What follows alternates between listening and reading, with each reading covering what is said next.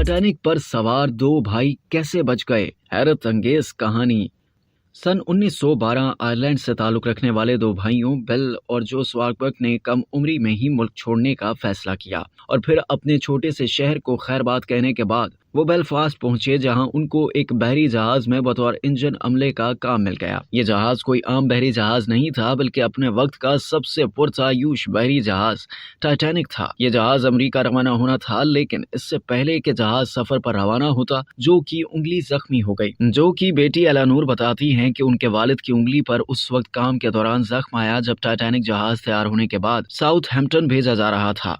जख्म की वजह से उनको जहाज से उतरना पड़ा और उनके भाई को उन्हें अस्पताल लेकर जाना पड़ा। एलानोर ने बताया कि मेरे वालिद को डॉक्टर्स ने बताया कि अब वो अमेरिका नहीं जा सकते और फिर वो अपने भाई के साथ वापस घर चले गए। वो दोनों बहुत मायूस थे और मेरे वालिद को अफसोस था कि उनकी वजह से उनके भाई भी नहीं जा पाए। जो की बेटी ने कहा कि बेलाफिस्ट वापसी के चंद ही दिन बाद टाइटैनिक के डूब जाने की खबर मिली। अगर उनके वालिद और चचा भी उस जहाज पर सवार होते तो उनका डूब जाना तकरीबन यकीनी था, क्योंकि दोनों भाई जहाज के इंजन रूम में काम करते थे। दोनों भाई इस अमले का हिस्सा थे जो इंजन रूम में काम करता था।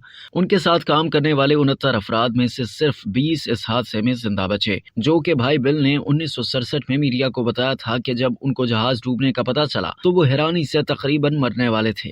जो और मैं इस अमले का हिस्सा थे जिसने टाइटैनिक के सबसे पहले सफर का कुछ हिस्सा उस पर गुजारा था। बिल ने बताया कि इंजन रूम में काम की वजह से मुझे पूरा सफर करना था, लेकिन जो का हाथ जख्मी हो गया और मेरे पास उसके साथ बेलाफिस्ट वापस जाने के सिवा कोई चारा नहीं था। जो के भाई का मजीद कहना था कि जहाज की तामीर के दौरान इस तरह के दावे किए गए थे कि इस जहाज को तो खुदा भी नहीं डुबो सकता। कुछ साल बाद जो ने नेवी में शमूलियत इख्तियार कर ली थी। उन्होंने पहली और दूसरी जंग अजीम की लड़ाइयों में हिस्सा लिया, जिस पर उन्हें एजाज़ात से भी नवाजा गया। ताहम दूसरी जंग अजीम में लगने वाले जख्मों की वजह से जो 52 बरस की उम्र में इंतकाल कर गए थे।